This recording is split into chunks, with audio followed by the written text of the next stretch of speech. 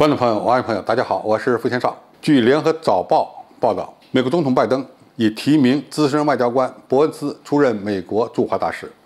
这表明，在美中关系日益紧张之际，美国政府可能寻求让一位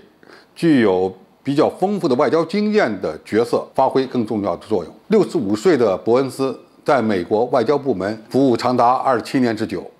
横跨4任政府。曾经担任美国国务院的发言人、美国驻希腊大使、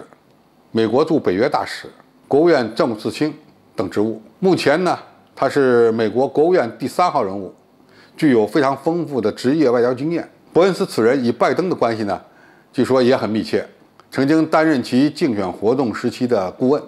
且多年来一直与拜登最信任的一些顾问呢密切合作。外媒认为，提名伯恩斯担任美国驻华使馆的头号人物，标志着呢美国驻华大使这一角色的转变。过去10多年，该职务呢一直是由前政客或者是政府的高官来担任，而不是经验丰富的外交官。在中国的秦刚大使上任之后，中美关系开启了新的对话大门。而拜登提名尼古拉斯·伯恩斯出任美国驻华大使，可以看成是中美关系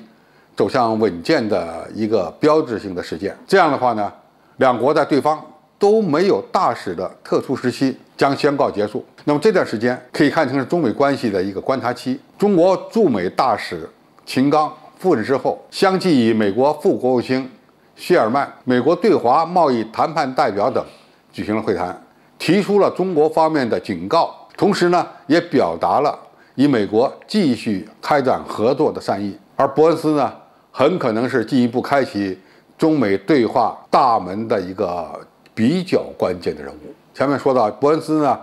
是美国总统拜登的外交团队中的一个重量级的人物，他与拜登的关系密切，由此呢可以看出美国心中对华关系的重要性。美国向中国派驻新的大使，原本就是一个正常的任命，但是某些媒体，特别是某些美国媒体，把它解读为美国正在向中国认怂。而美国呢，刚刚在阿富汗经历了一场惨败，这场惨败现在呢，天天都在上演。阿富汗国内局势的混乱，确实呢和美国的撤军密不可分。而现在美国国内呢，又面临着通货膨胀、债务上限等一系列的危机，再加上疫情的蔓延、社会撕裂。那么在这样的一个情况下，美国是否就开始急剧的像断崖式的坠落，或者是发生大规模的危机了呢？其实呢，从目前情况看呢，还不至于如此。美国确实面临着重大的危机，但是呢，他们仍然还在想办法维持自己的全球领导力，而且呢，要对中国的发展实施遏制。他们已经采取了很多的对策和措施了。那么在这样的一个情况下，他们不可能轻易的向中国人认怂。至少呢，在表面上不会。美国或许在阿富汗问题、中国和美国之间的贸易问题、环保等问题上有求于中国，但是呢，依然在高科技、军事、人权等领域与中国展开激烈的对抗和竞争。美国目前想做的，只不过是与中国维持斗而不破的这么一个局面。他们任命新的驻华大使，也只不过是为了更好地维护美国的利益。尼古拉斯·伯恩斯的出任，只能证明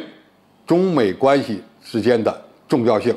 而且可能是美国对外关系最重要的一个环节。可以预见的是，中美未来将在某些领域呢展开合作，但是在某些领域会展开激烈的竞争，特别是在军事、人权等问题上，以及南海和台湾等问题方面，他们依然会向中国发起一轮又一轮的打压和攻击。那么有了新的驻华大使，美国就有了一条新的和中国进行沟通的渠道管道，不至于让双方的对抗发生不可预测的后果。总体来看呢，中美关系正在走向维持一个斗而不破的这么一个局面，以便呢让美国能接受，中国呢也必须面对。中国要想让美国认怂，也就是说美国某些媒体认为的美国认怂，进而维持双方的平衡，恐怕还要做更大的努力。我们只有发展自己的经济，建立更强大的实力，才有可能和美国在各个领域维持相应的平衡，才有利于我们今后的经济发展。那么这些呢，都需要我们不懈的努力。